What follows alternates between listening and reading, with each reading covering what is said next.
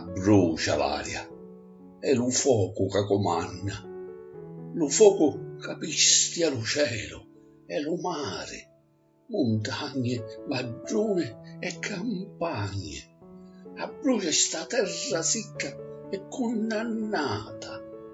terra antica ma violentata dagli stessi figli che non hanno cirivello, figli maledetti, orbe e sorde, figli di lo vento